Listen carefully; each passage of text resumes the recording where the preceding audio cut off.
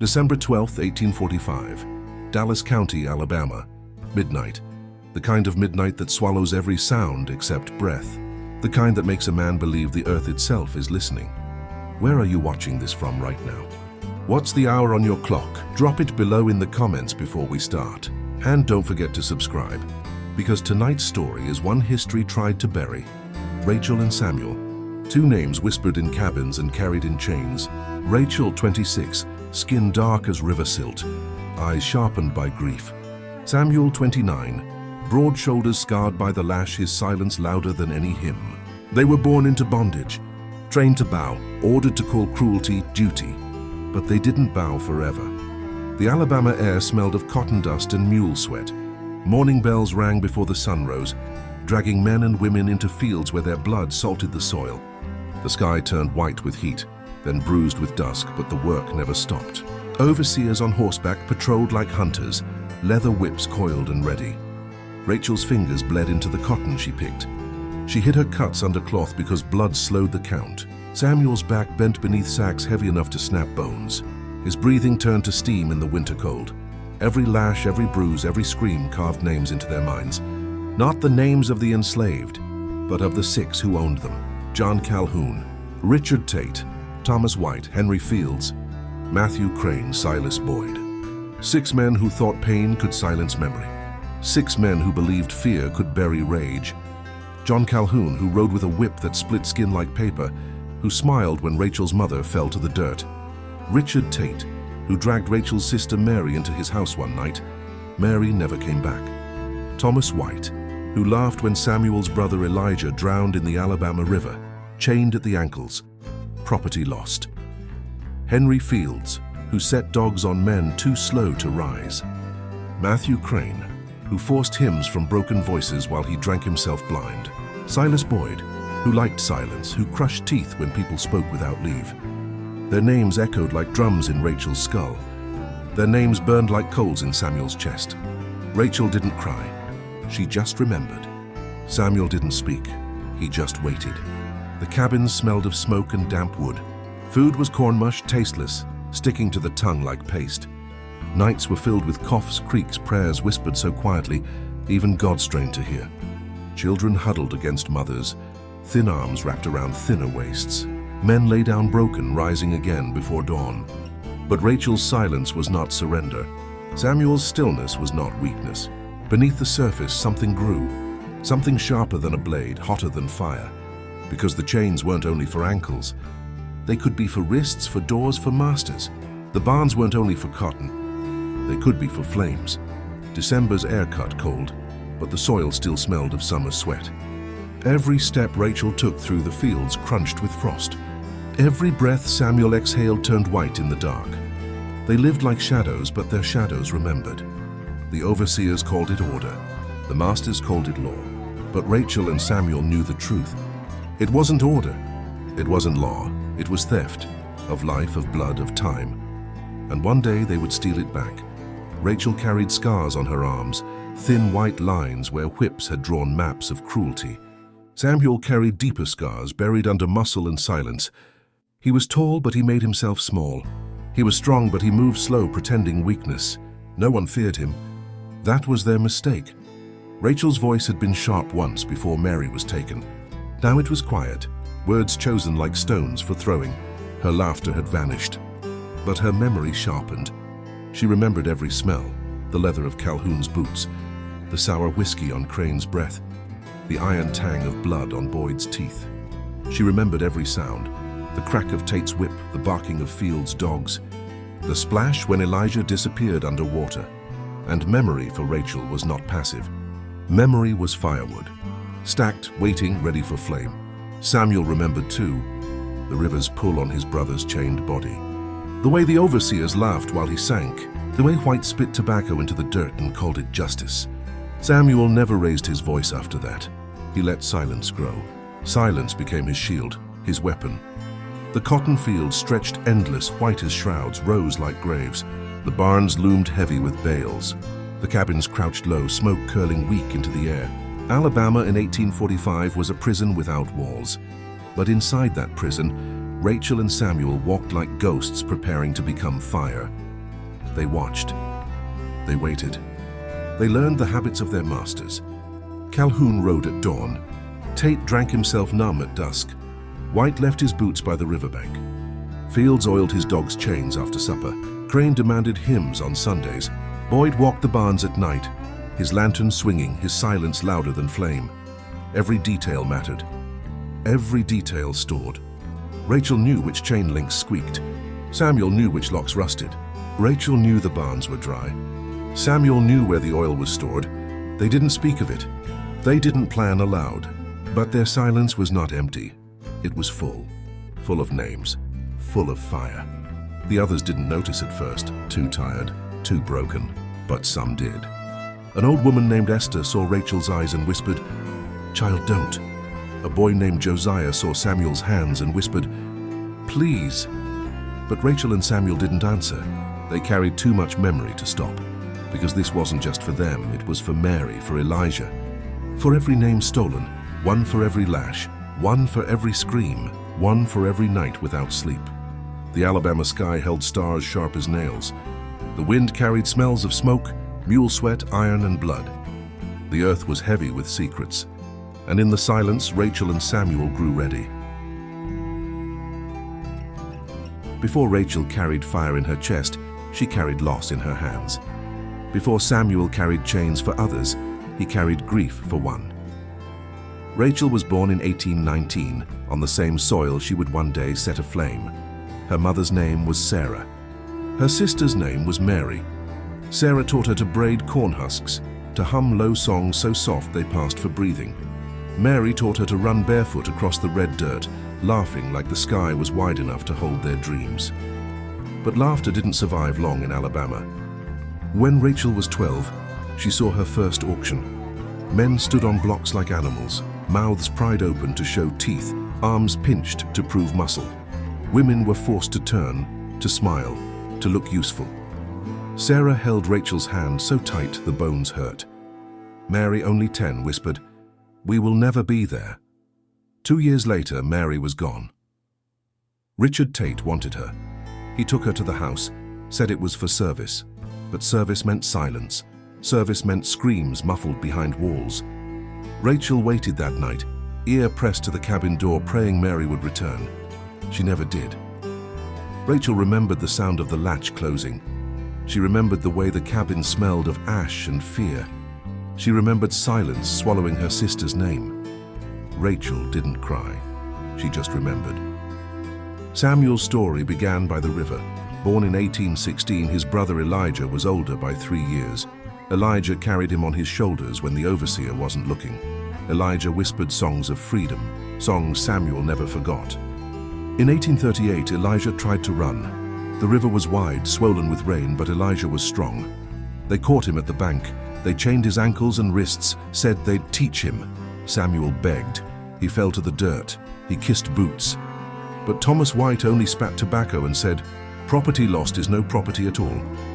They dragged Elijah into the water. The chains sank faster than his body. Samuel watched the ripples spread, watched the river swallow the only man who had ever carried him. His lungs screamed, but no sound came. That night, Samuel stopped speaking. Silence became his companion. Samuel didn't cry. He just remembered. The past left marks you could see and marks you couldn't. Rachel bore scars like white lightning on her arms, memories of Calhoun's whip. Samuel's back was a map of Field's cruelty. Each welt a line of history. But deeper than skin, deeper than bone were the memories they carried like stones. The lie was always the same. The lie that obedience would protect them, that silence would keep them safe, that bowing heads would save loved ones. Rachel bowed, Samuel bowed, still Mary vanished. Still Elijah drowned. Obedience wasn't safety, it was slow death. Esther, the old woman in the cabins, told stories of the ancestors. She said names like Akan, Yoruba, Igbo. She whispered of drums that once spoke across villages, of fire circles where no one was afraid. Rachel listened. Samuel listened. They stored those stories in the same place they stored their pain. Night after night, Rachel replayed Mary's face.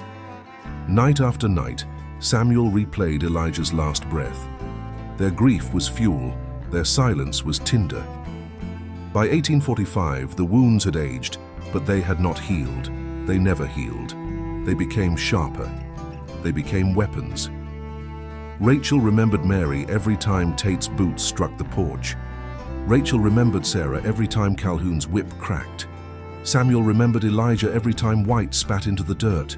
Samuel remembered silence every time Boyd walked past, lantern swinging. Memory was the only inheritance slavery could not steal.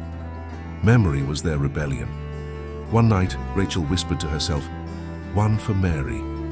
She pressed her fingers into the dirt, nails breaking. Samuel whispered to the river, "One for Elijah."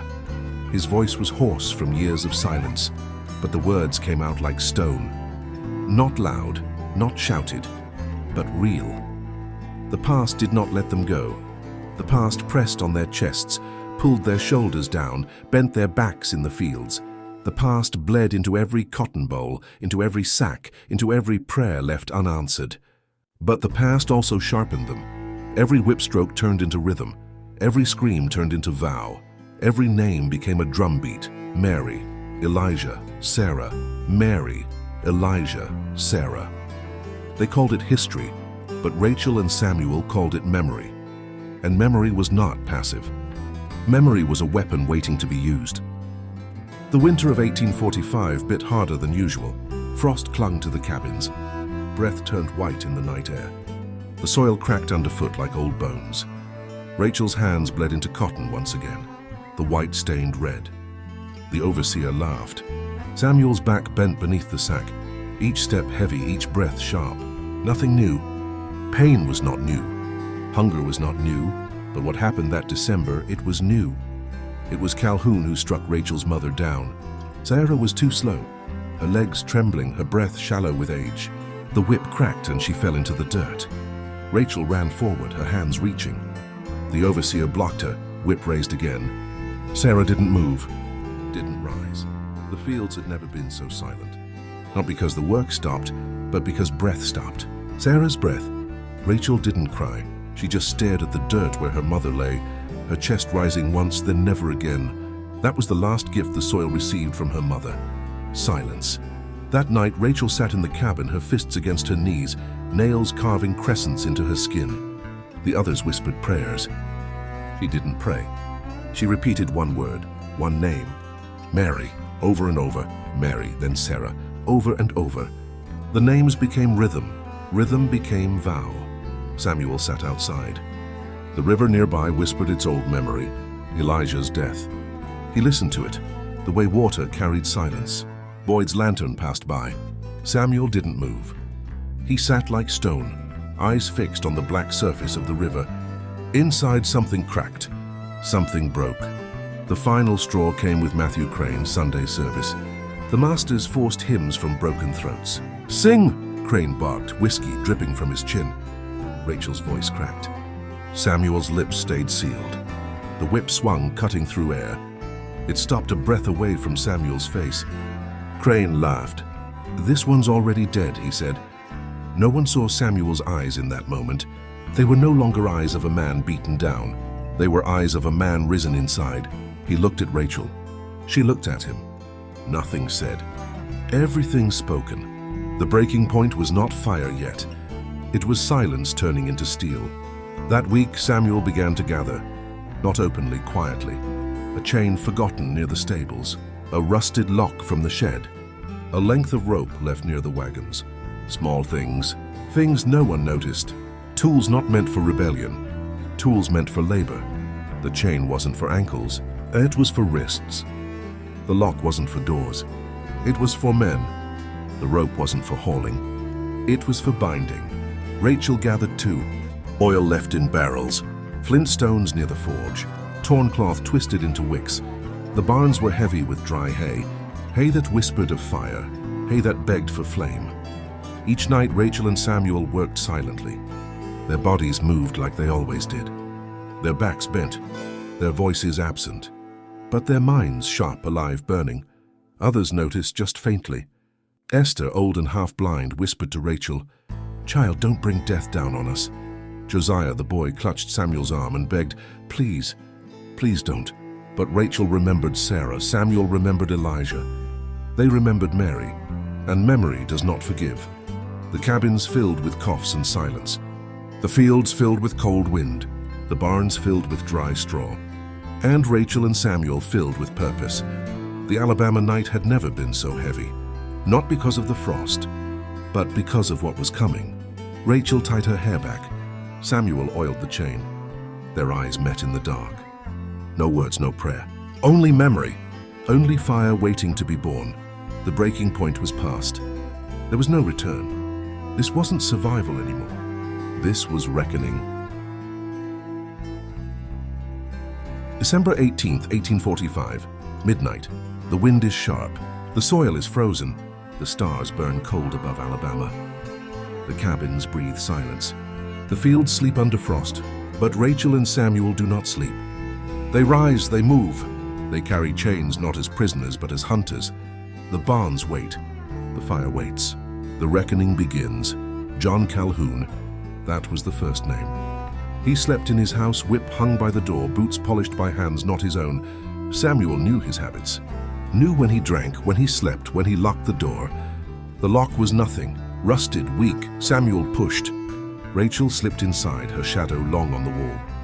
Calhoun stirred. "Who's there?" His voice sharp. Rachel said nothing. Samuel's hand was faster. The chain looped over his wrists, pulled tight. The sound was iron-biting flesh. Calhoun thrashed. Samuel pulled harder. Rachel stuffed cloth in his mouth. The whip on the wall wasn't for backs anymore. It was for him. Rachel coiled it tight around his ankles. He didn't cry. He just choked, muffled, eyes wide. For the first time, Calhoun felt silence pressing down on him. For the first time, he was bound. Richard Tate. He drank himself heavy every night. Rachel knew that smell. Knew it from Mary's breath when her sister was dragged into his house. The sour stench of whiskey. The sourer stench of fear. They found him slumped at the table, bottle tipped. Candle burning low. Rachel's hands didn't tremble. She grabbed his hair, slammed his face to the wood. Samuel's chain wrapped his chest, pinning his arms. "One for Mary," Rachel whispered, her first words in days. She repeated them, each syllable a strike. "One for Mary." Tate groaned, blood dripping from his nose. Samuel dragged him from the chair, bound tight, heavy with drink. He didn't laugh. He just bled. Thomas White. The river was near his cabin, the same river that swallowed Elijah. Samuel's feet crunched on frozen soil, each step memory. White opened the door, lantern raised. "What's this?" His voice cocky, careless. He saw Samuel's face in the glow. Recognition flickered, then fear. Samuel moved without sound. His fist struck once, twice. White collapsed. Rachel kicked the lantern from his hand. The glass shattered, flame licking the dirt. Samuel dragged him by the legs. His chains rattled. His silence roared. He bound White's wrists the way White had bound Elijah's ankles. Tight, no mercy. "One for Elijah," Samuel whispered. The words were stone breaking the night. White didn't spit. He just gasped. Henry Fields. His dogs barked before they reached the yard. Rachel scattered scraps of meat soaked in oil. The dogs bit, chewed, coughed, their cries fading. Fields rushed out, pistol in hand, shirt loose. "Who's there?" Rachel's torch answered. Fire kissed the porch rail. Fields cursed, raising the pistol. Samuel's chain whipped, striking his wrist. The gun dropped. The chain struck again across his throat, pulling him forward. Rachel lit the cloth in her hand. Flames rose, reflecting in Fields' eyes. He stumbled, gagged, fell to the dirt. Samuel's knee pressed his chest, chain digging deep. Fields didn't command. He just clawed at the dirt. Matthew Crane. He slept heavy on Sundays, whiskey his lullaby. His hymn book stacked on the table. The irony tasted bitter in Rachel's mouth. They entered. Crane snored loud, his chest heaving. Rachel soaked the hymn book in oil. She lit the edge. The pages curled, blackened, turned to ash. She dropped it on his bed. Flame spread fast. Crane woke coughing, choking, eyes wide. He saw Samuel in the smoke, Rachel in the firelight. He tried to rise. The chain pushed him back. The hymn book wasn't for God anymore. It was for fire. "One for Sarah," Rachel said. She threw the burning pages on his chest. He screamed. Crane didn't drink. He just burned. Silas Boyd, the last one. The silent one. The cruelest one. He patrolled the barns at night. Lantern in hand, silence in his step. Tonight was no different. Except tonight, Rachel and Samuel waited. Boyd lifted the lantern, saw shadows moving. "What is this?" His voice flat, his face unreadable. Rachel stepped forward, Samuel behind her. Together they carried chains. Together they carried fire. Boyd smirked. "You think you'll live through this?" Rachel said nothing. Samuel said nothing. Silence was their answer. They struck together. Chains coiled his arms. Cloth gagged his mouth. His lantern fell, spilling fire on the hay. The barn had never been so alive. Not because of work, but because of flame. The fire spread like memory, fast, hungry, relentless. Rachel dragged the gag tight. Samuel bound the wrists hard. Boyd thrashed, eyes wild. For the first time, silence was not his weapon. It was his cage. 6 names. 6 bodies chained. 6 torches lit. The barns groaned with fire. Dry hay swallowed flame like thirst. Oil-fed wood cracked, spat, screamed. Sparks leapt to the night sky, painting stars with ash. The cabins woke. The enslaved poured out, eyes wide, mouths covered. Some prayed. Some cheered. Some wept. Rachel didn't cry. She just watched. Samuel didn't speak. He just pulled the chains tighter. The masters who owned them now belonged to fire. The men who whipped them now writhed in bonds. The barns that stored cotton now stored reckoning. Smoke rose. Flame roared. Ash rained, one for Mary, one for Elijah. One for Sarah, one for every scream. One for every lash. One for every night without rest. The Alabama night had never been so bright. Not because of the stars, but because of fire. The night after the fire was not quiet. The ashes of the barn still breathed. Sparks still floated in the wind like restless spirits. The soil, blackened, smelled of iron and char. And in the hollows of the plantation, there was silence not of peace but of shock. 6 masters, 6 names. 6 men who once stood untouchable, now lying broken, chained, or consumed by the fire they thought they controlled. Their families screamed. Their overseers scattered. Their world, for the first time, bent backward under the weight of those it had crushed. Rachel stood near the swamp with Samuel, their bodies coated in soot, their lungs raw from smoke. Her hands still trembled from holding the chain, from pulling iron against flesh. His eyes, once dimmed by obedience, burned with a light that looked like something ancient and unbreakable. Neither spoke. They didn't need to. The fire had said everything. But Alabama was not a land that forgot quickly. And it was not a land that forgave at all. The morning after, riders came. White men from neighboring plantations, rifles slung, pistols cocked. They rode through the fields, past the cabins of the enslaved, shouting, threatening, demanding. Who did this? Who lit the fire? Faces stayed down. No one spoke. No one betrayed Rachel. No one betrayed Samuel. Silence itself became a weapon. But silence could not erase footprints. Samuel's boots, worn thin, had pressed into wet earth near the barns. Rachel's shawl, torn at the hem, had caught on a wooden post as she fled. The riders collected fragments, whispers, and suspicions. And as the day burned into afternoon, their circle tightened. Rachel remembered her mother's face, Dinah. She whispered her name like a prayer. Samuel remembered his brother Caleb, his body beaten until it stilled. He whispered that name too. They did not cry. They did not beg. They just prepared. That night, while the ashes still glowed red, Rachel and Samuel crept back to the cabins. Their people looked at them not with fear but with awe.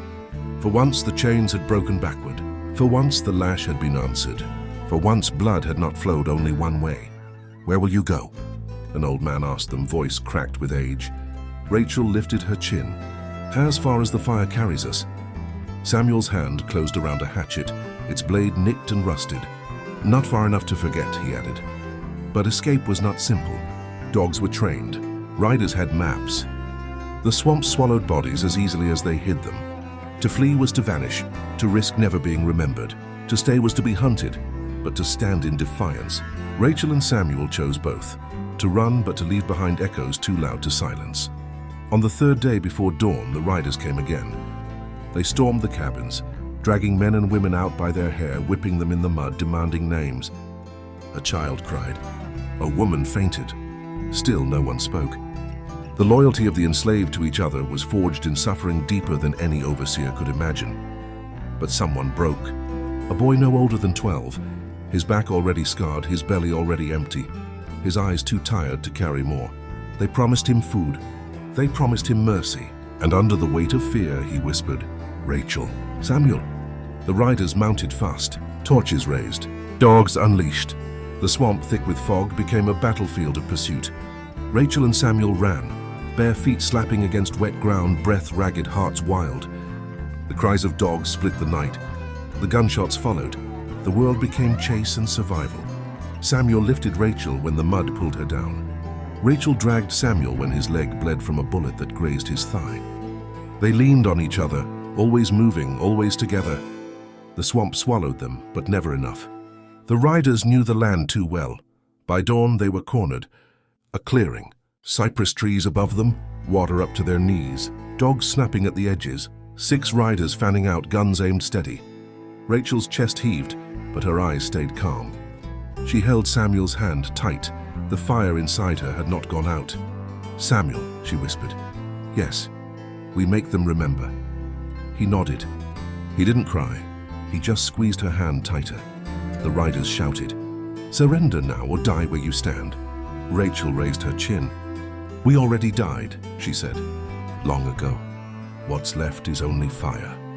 The riders didn't understand her words, but they saw her eyes. And in those eyes they saw something that frightened them more than blades or bullets. Freedom, even in chains. Gunfire split the swamp. Dogs leapt. The clearing shook with violence. Rachel fell first, her body twisting in the water, blood clouding around her like red smoke. Samuel roared her name, a sound that cracked through trees like thunder. He swung the hatchet, striking one rider from his horse, splitting skull from crown to jaw. He chained another, dragging him into the swamp's depth until the water swallowed his screams. But 6 rifles against 2 bodies was never a fair fight. Samuel fell beside Rachel, his arms still wrapped around the hatchet, his breath still whispering her name. The swamp went quiet. Only the blood rippled. Only the crows above cried. The riders dragged their bodies out, stripped them, displayed them on the edge of the plantation road as a warning. But warnings do not always work the way they are intended. Sometimes they seed legends. Sometimes they plant memory deeper than any root. Children who walked past whispered their names. Rachel, Samuel.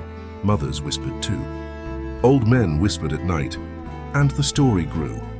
The fire was not just ash now. It was memory. It was resistance. It was the truth that no chain lasts forever. Rachel and Samuel did not live to see freedom, but freedom lived because of them. Rachel, Samuel, 2 names, just 2. Yet those 2 became more than names. They became sparks. On the roadside, their bodies hung for 3 days. Sun burned their skin. Flies swarmed. Riders passed and spat. Overseers pointed at them as warnings. "This is what happens," they said. "This is the price." But the price was not fear. The price was memory. Every slave who passed by that road, on foot, in chains, under guard, saw them. Some lowered their eyes, not from shame but from reverence. Some whispered their names under their breath like prayer beads rolling on the tongue. Rachel, Samuel, Rachel, Samuel. A rhythm in the silence. A song no lash could erase. At night in the cabins the story spread. Not just what they did. Not just the fire, but how they stood. How Rachel's eyes never closed in surrender. How Samuel's hands pulled chains tighter instead of looser. How they carried their dead with them, Dinah, Caleb, and all the nameless ones buried in shallow pits. Children asked, why? And mothers answered, because chains can be broken. Because fire does not always burn us, it can burn them. It was dangerous talk. Words like sparks could catch faster than flames. Overseers listened. Spies reported, but silence was clever. Silence carried words in coded songs, in field calls, in the slow beat of hands against thighs during night gatherings. Rachel and Samuel's names wove into the rhythm of work songs, hidden under the surface, invisible to masters who thought the slaves only sang about rivers and heaven. Rachel meant defiance. Samuel meant vengeance. On one plantation, a woman gave birth to twins. She named them Rachel and Samuel. The overseer demanded different names. She bowed, pretended to obey, but in the cabin, in the dark, she whispered the true names. Those children carried the fire in their blood. On another plantation, a man refused to bow his head to his master. When the whip cracked, he whispered, "One for Samuel." When the lash struck again, he whispered, "One for Rachel." He did not cry. He just whispered. Until his voice was gone, whispers turned to lessons. Lessons turned to courage. Courage turned to action. Not always fire. Sometimes it was broken tools. Sometimes it was food stolen for the hungry. Sometimes it was simply refusing to sing when told to. Small rebellions, each one carrying the echo of Rachel and Samuel. White men tried to erase them. They did not record their names in the ledgers. They called them troublemakers, the criminals, the savages. But the slaves remembered differently. They called them saints of fire. They called them proof. Proof that even the strongest chain bends. Proof that silence is not submission. Proof that fear can be broken by courage so sharp it cuts deeper than the whip. Years passed. 1845 became 1846, then 1847. But the fire did not dim. It moved, invisible in stories carried by fugitives on the Underground Railroad, in whispered prayers at secret church meetings, in the coded verses of songs that floated through cotton fields under the sun. Wade in the water, children. Some sang, and under the melody another voice whispered, "Rachel walked there." "Go down, Moses," another sang. And hidden beneath, Samuel struck there. The masters never knew. They never understood how memory could turn into weapon, how fire could live in the throat of a song, how names could become sharper than chains. And so, by the time war clouds began to gather in the 1860s, when whispers of freedom moved faster than the overseer's whip, the names Rachel and Samuel were already legend. They had become part of the underground fabric, a secret scripture. No statues were built for them, no pages in history books, but in the cabins, in the swamps, in the hidden corners of fields, their story lived. Mothers told it, children remembered it, and every time a whip cracked, someone thought of Rachel. Every time a fire burned in the distance, someone thought of Samuel. Rachel and Samuel had not lived to see freedom, but freedom lived because of them. Rachel and Samuel, two names spoken in whispers, two names almost erased by ledgers and lashes. Yet here we are still saying them, still letting them burn. Their story did not end in that swamp in 1845. Their bodies fell, yes. Their blood stained the water, yes. Their captors displayed them like trophies, yes. But stories do not stay nailed to wood. Stories move. Stories live. Think of it. You listening now. How old are you? Where do you live? What is the name of your street, your city, your school, your home? And now think, Rachel never had a street. Samuel never had a school. Their home was a cabin built not for living, but for survival. And yet through the ash and the fire, their names traveled farther than walls or chains. Because names cannot be whipped. Memory cannot be chained. Fire cannot be buried. They called it punishment, but it was really martyrdom. They called it savagery, but it was really resistance. They called it silence, but silence carried more voices than any shout. Rachel did not cry. She just stared until her eyes burned into history. Samuel did not beg. He just swung until his hatchet became scripture. And the two of them together proved a truth the world still wrestles with, that dignity, once awakened, will always resist chains. The barns they burned are long gone. The swamp where they fell is quiet now. Cypress trees still stand. Birds still cry. Water still ripples. But if you walk there, if you close your eyes, you will smell it. The smoke, the blood, the memory. Because fire leaves ghosts in the air. Their story matters not because they were the only ones, but because they were two of many. Thousands of names we will never know. Men, women, children who lived, resisted, died. But Rachel and Samuel's names survive as symbols. Symbols of how far human courage can stretch when everything else has been stolen. When the Civil War came, when freedom was finally signed on paper, their story echoed in the camps of the freed. When black soldiers marched, some whispered their names. When mothers held children born free, some whispered them too. And when freedom was betrayed again through new chains of laws and violence, the memory of Rachel and Samuel reminded people that resistance is eternal. And today their names still burn, not on plantations but in classrooms, not in chains but in songs, in stories, in quiet prayers whispered by descendants of those who survived. If you are listening now, you are part of that chain of memory. You are part of the fire that did not go out. Rachel, Samuel, remember them, say their names, carry them forward. This is the legacy of the enslaved, not silence but resistance, not submission but fire, not forgetting but remembering. If this story scorches your chest, if it makes your hands tremble, if it makes your throat heavy, it is because Rachel and Samuel were not just slaves. They were not just victims. They were fighters. And fighters leave marks. Fighters leave fire. Fighters leave us no choice but to remember. So when you hear the crack of thunder, think of a whip and think of Samuel. When you see a flame in the dark, think of Rachel's eyes and remember the barns burning. When you feel silence pressing heavy, remember that silence can be sharper than a blade, louder than a scream. Rachel and Samuel. Alabama, 1845. They chained 6 masters. They burned the barns. They fell in the swamp.